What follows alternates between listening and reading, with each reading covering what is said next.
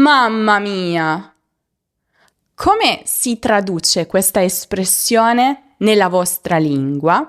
Già, molto probabilmente non si può tradurre. L'italiano, come tutte le altre lingue, ha delle parole e delle espressioni uniche che non si possono tradurre in altre lingue. E in questo video le vedremo tutte. E come sempre, alla fine faremo un esercizio di ripasso. Ciao, io sono Graziana, la vostra insegnante di italiano, e questo è il mio canale, Lernamo. Parola intraducibile non significa che non esista quel concetto in altre lingue. Significa semplicemente che quel concetto, molto spesso, è legato a una determinata cultura e di conseguenza la lingua descrive quell'aspetto fondamentale con una parola. Ma magari per comunicare la stessa cosa in un'altra lingua serviranno frasi intere. Cominciamo subito con l'espressione con cui ho aperto questo video. Mamma mia! Non è facile trasferire lo stesso significato con una o due parole in un'altra lingua, no? Cosa significa mamma mia? È un'esclamazione universale, esprime sorpresa, spavento, ammirazione, esasperazione, disperazione. Ha davvero tante sfumature emotive a seconda del tono con cui la usiamo e spesso anche della gestualità con cui la accompagniamo. Perché proprio mamma mia? Perché nei momenti di emozione più forte e intensa, la prima persona a cui pensiamo è la persona che da sempre ci è più vicina, la nostra mamma. Fuori dall'Italia questa espressione spesso è diventata una parodia dell'italianità. La sento molto spesso anche tra persone che non conoscono per niente l'italiano e tutti quanti ci aggiungono questo gesto che in realtà noi non usiamo così spesso. Mamma mia, che spavento mi hai fatto prendere! Non ti avevo visto entrare. Mamma mia, che bello questo quadro! Non è possibile che tu abbia sbagliato a mandare una mail. Sei proprio distratto, mamma mia. Notate le diverse emozioni che comunico con le varie intonazioni. Prossima parola intraducibile è mammone. Avete mai sentito questa parola? Mammone. Si tratta di una persona, un uomo adulto, ancora molto attaccato alla mamma, che magari vive ancora con lei a 35-40 anni. Si fa lavare i vestiti, si fa preparare i pasti, talvolta si fa accompagnare dal medico e chiede consiglio alla mamma per qualsiasi decisione. Questa parola esiste in italiano perché questa figura di uomo è piuttosto comune nella nostra cultura. L'Italia ha il tasso più elevato in Europa per uomini adulti che vivono ancora con i genitori, ma magari in molte altre culture del mondo è diverso. Ecco perché servirebbero più parole per descrivere un mammone italiano. La prossima parola, invece, viene da un altro settore che però è ugualmente importante per gli italiani come la mamma. Il cibo. Non toccare agli italiani la loro mamma e il loro cibo. E la parola è spaghettata. Sicuramente potete intuire da dove questa parola deriva, dagli spaghetti.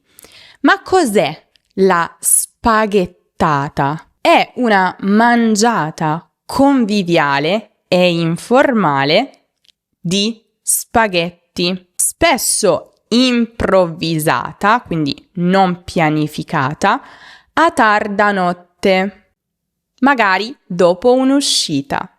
E come funziona? Si fa generalmente in casa, con gli amici, con tutto quello che si ha in dispensa. Pomodoro, amatriciana, ma anche solo aglio, olio e peperoncino. Perché proprio gli spaghetti e non altri tipi di pasta? Non si sa. Ovviamente si possono cucinare altri tipi di pasta, ma l'evento è noto per gli spaghetti. Prossima parola che mi fa sorridere. Attaccabottoni. Cosa? Attaccabottoni. Sappiamo tutti cosa sono i bottoni, no? Sono quei piccoli oggetti che ci servono per chiudere, per esempio, una camicia. Ma non c'entrano nulla con il significato di questa parola. Perché un attaccabottoni è una persona noiosa, anche un po' fastidiosa, che ti blocca per raccontarti cose di cui non ti importa nulla. Una persona che non capisce quando vuoi andartene, che comincia conversazioni infinite, interminabili, parla solo lei e non si rende conto che sei magari a disagio. Conosco un po' di persone così. Mi sembra che non ci sia una parola per descrivere questa persona in un'altra lingua. Se c'è nella vostra lingua, fatemelo sapere nei commenti. Prossima parola. Passeggiata. No, Graziana, questa si può tradurre nella mia lingua. È l'atto di camminare, no? Non proprio. Noi abbiamo un nome per questo ed è la camminata. Per esempio, la mia macchina è dal meccanico, perciò per andare al negozio devo fare una camminata di 20 minuti. Va bene, significa devo camminare per 20 minuti. Oppure, il medico mi ha suggerito di fare una camminata nel parco per 30 minuti ogni giorno. Va bene, significa devo camminare nel parco per 30 minuti. Passeggiata però è diverso rispetto a camminata. Una passeggiata è qualcosa di molto più specifico e radicato nella cultura italiana. È una camminata lenta, piacevole, senza fretta e senza una destinazione precisa. Non è, attenzione, esercizio fisico, non è uno spostamento utile per qualche motivo. È solo un rituale sociale, un modo di stare insieme agli altri, di vedere, farsi vedere, di godersi l'aria, il paesaggio. Cosa fai? Vai a cena, mangi un po' tanto e poi ti metti subito in macchina per tornare a casa? No, devi far scendere il cibo e far partire la digestione e quindi devi muoverti con una passeggiata. Anche perché non è possibile per un italiano cenare con gli amici, salutarli subito dopo e andare a casa. No, la passeggiata è un'altra occasione per rimanere insieme alle persone a cui si tiene. In questo senso, c'è una parola nella vostra lingua diversa rispetto a camminata? In realtà io sono sempre molto curiosa per quanto riguarda le parole intraducibili in lingue straniere. E proprio questa mia passione mi ha portato a scrivere un libro per chi sta imparando l'italiano. Il libro si chiama Il principe Marco e le parole del mondo. Il principe Marco non vuole studiare le lingue straniere perché pensa che non servano a nulla. Poi però parte per un viaggio in giro per il mondo e incontra tante lingue diverse, tante parole strane all'inizio, ma affascinanti, tante persone. Si tratta di una storia divisa in 13 capitoli, ma la difficoltà è crescente. Questo significa che il primo capitolo è scritto con parole, strutture grammaticali di livello principiante. Poi man mano che si continua la lettura, i capitoli diventano più complessi, le parole diventano più difficili e così anche le strutture grammaticali. Per ogni capitolo c'è ovviamente la storia, quindi le avventure del protagonista, gli esercizi per verificare quanto avete capito e poi c'è un approfondimento grammaticale.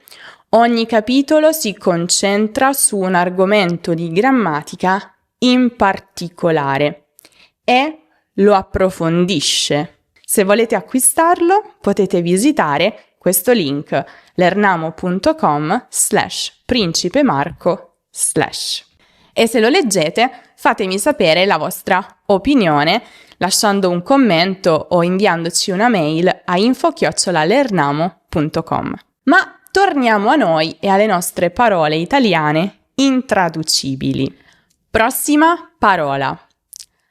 Abbiocco. L'abbiocco è quella sensazione di sonnolenza improvvisa che arriva dopo aver mangiato troppo, specialmente a pranzo. Avete presente quando andate a mangiare dalla nonna e lei vi offre gli antipasti, le lasagne, il secondo, i contorni, la frutta, il dolce e dopo tutto questo l'unica cosa che volete fare è dormire? Bene, quello è l'abbiocco, che è diverso dalla pennichella, che è il sonnellino pomeridiano vero e proprio.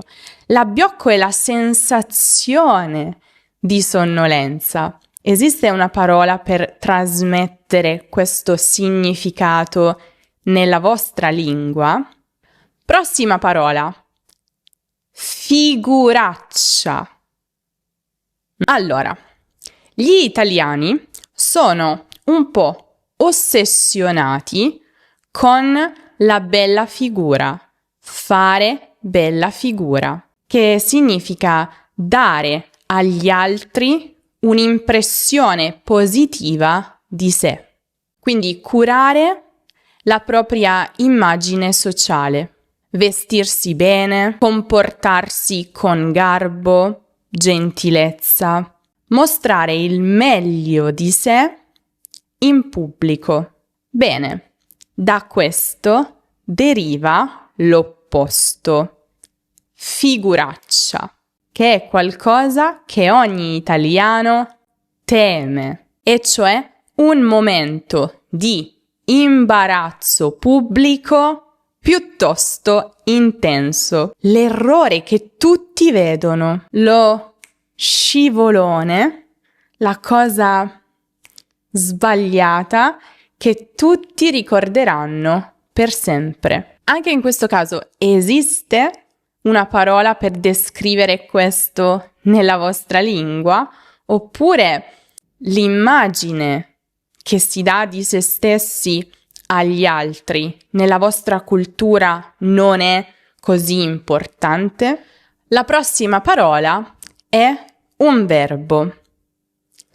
Arrangiarsi. È veramente l'arte italiana per eccellenza, e cioè cavarsela con i mezzi a disposizione, improvvisare soluzioni creative quando i mezzi scarseggiano, non sono abbastanza, e gli italiani, come vi dicevo, lo sanno fare bene. Per esempio, non hanno tutti gli ingredienti per preparare un piatto, si arrangiano e sostituiscono gli ingredienti a loro piacimento. O che dire dell'uso imperativo, quando vogliamo dire a qualcuno: "Ah, non sono problemi miei. È un tuo problema, trova tu la soluzione. Non mi importa, fa quello che vuoi. Arrangiati." Poesia. Attenzione alla prossima parola. È forse la più italiana di tutte? Anche se magari non la sentite tanto spesso, perché è un po' formale, il suo significato vi sarà subito chiaro e noterete quanto sia proprio italiano. La parola è dietrologia.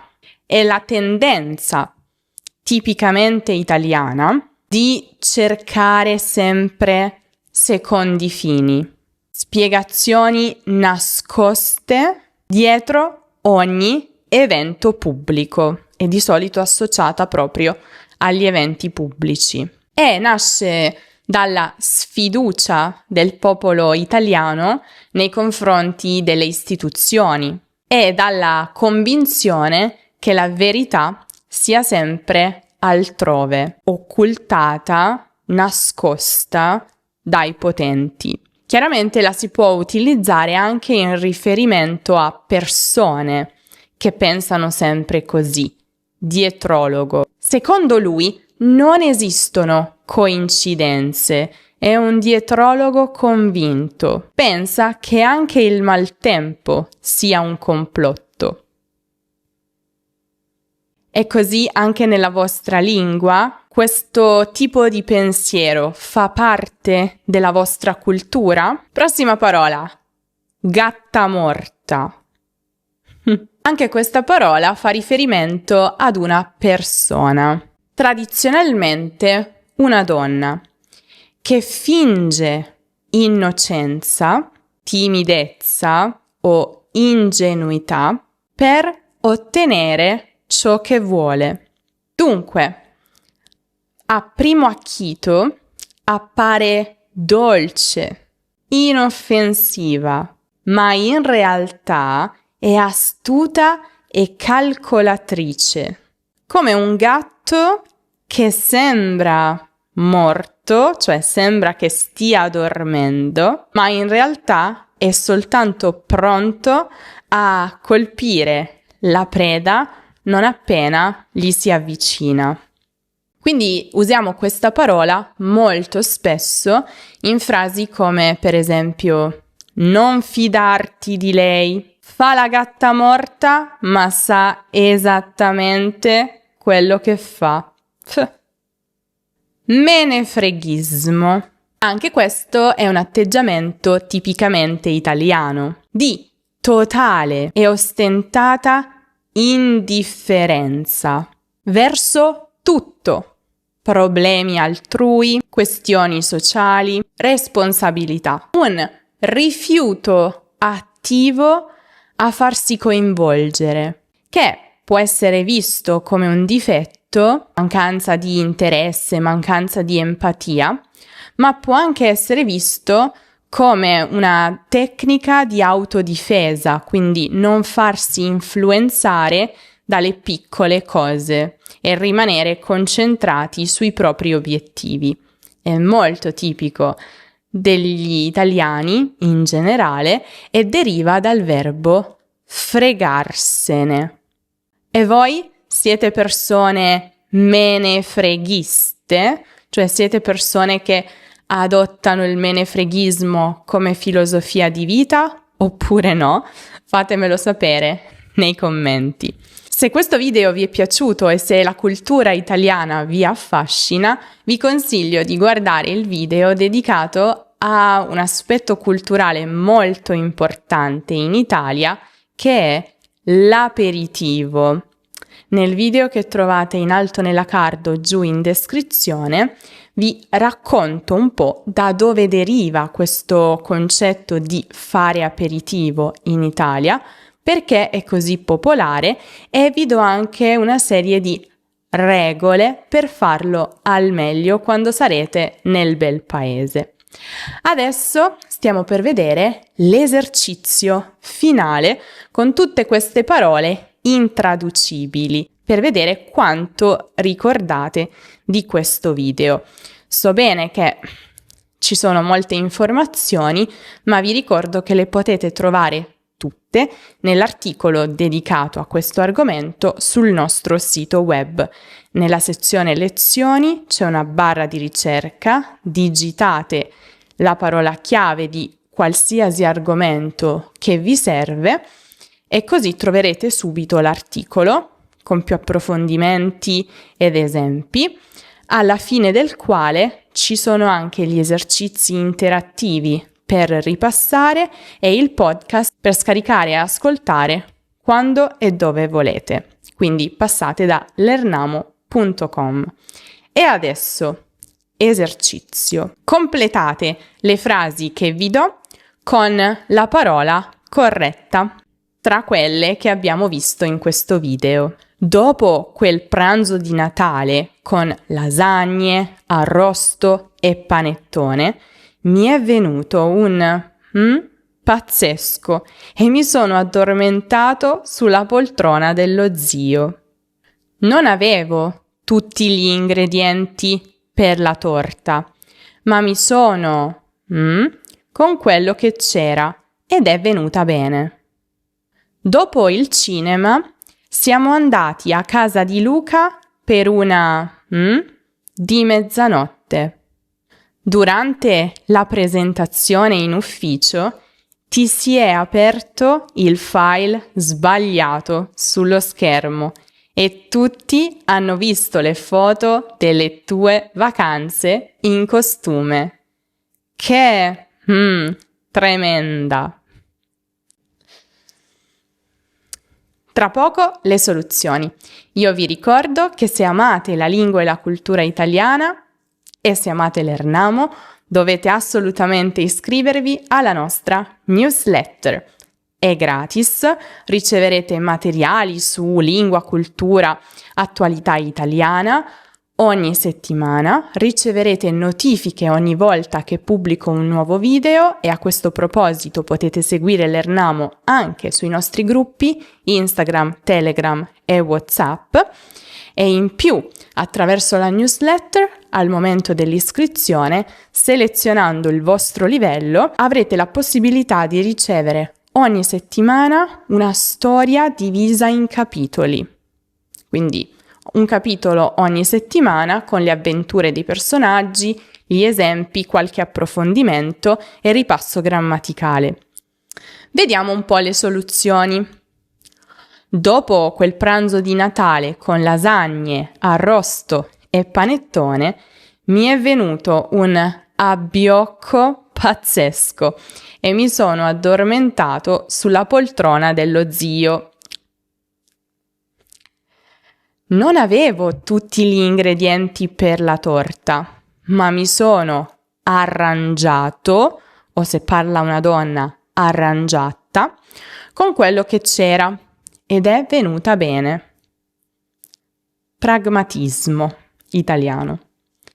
Dopo il cinema siamo andati a casa di Luca per una spaghettata di mezzanotte, fondamentale in Italia.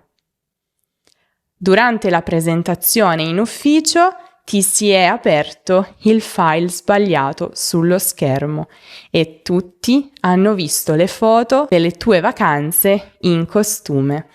Che figuraccia tremenda! Terrore per ogni italiano. Com'è andata?